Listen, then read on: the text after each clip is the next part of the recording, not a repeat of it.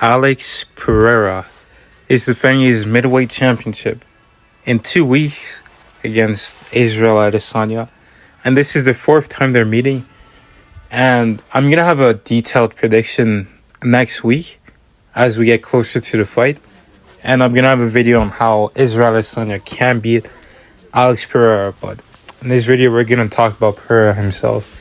And this guy is just, it seems like he's the man that was born to beat Israel Adesanya. It seems like he's his own personal hitman slash boogeyman. He's the type of guy that's going to beat you every time you face him. But in my opinion, that's not the case, but we'll talk about that for a different video. But in this video, I want to talk about how he can fare in the UFC and what else, how far can he go outside of maybe beating Israel Adesanya again. I think in this fight, he should, in my opinion, he should be the favorite because of how the last 3 fights went.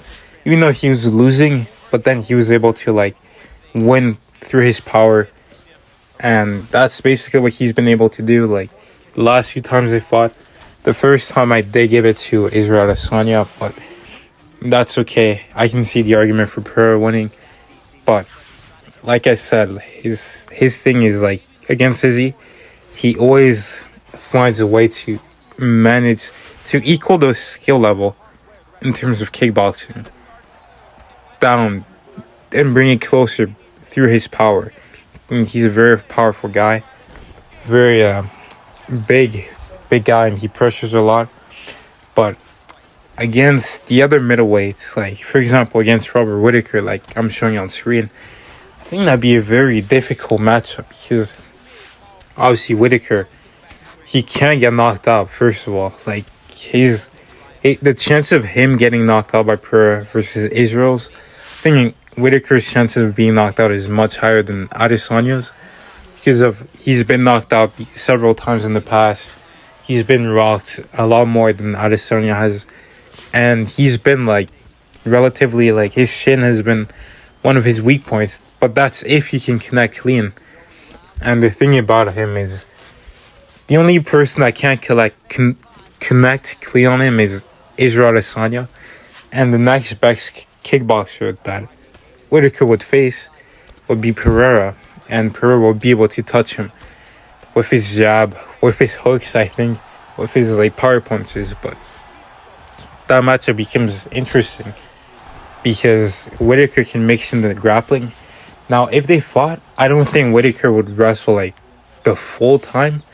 I think he would do it a couple times when he gets in pretty difficult situations, and he'll try to keep him down. And I think he'll be able to hold him down for quite a bit of time because of his superiority in skill. So I think Whittaker could edge that, but I can absolutely see Pereira knocking him out. He's going to be training with Glover, so his grappling, defensive grappling, and offensive jiu-jitsu in terms of getting back up is going to get a lot better. And as for him versus Jared Cannonier, I don't see Cannonier trying to take Pereira down too much. I mean, he's probably going to feel confident in striking because he was a heavyweight, middleweight, light heavyweight, and now a middleweight. But I think he would get KO'd, and it would be, a pretty knockout stiff, brutal KO, in my opinion. And if Pereira faces Marvin Vettori, I think he could be the type of guy that will not knock Marvin Vettori out, but he would be able to hurt him enough to seal rounds off him. Unless Vettori is able to take him down and really wear on him, I don't think he's going to be able to do much else. So obviously most of these guys, they're losing in a striking match to this guy, to Pereira. And I think Pereira would also do some good body work on Vettori. He'd beat him up, his body up.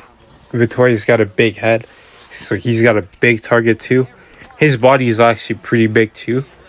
And I think he seems like he starts mouth breathing quite early on in his fight, so that could be something Pereira would exploit. when it comes to someone like Derek Brunson, I think Costa will knock him out. Dricus Du Plessis, he's got good grappling, but he leaves himself really open on the feet. And I feel like he might try to blitz in. Pereira's going to catch him for a hook. Or even if he doesn't blitz in, if he just tries to put his guard up, Pereira will go for a body shot, head combo. I could see him even sliding his uppercuts in between his guard. And I think that's a pretty favorable matchup for Pereira.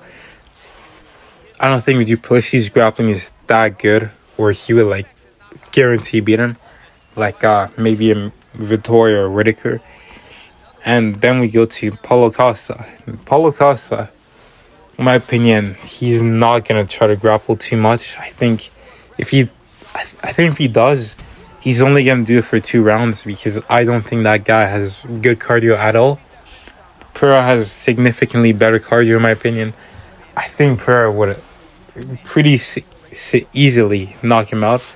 I think Costa's he's used to being the more powerful guy when he steps in there in the octagon.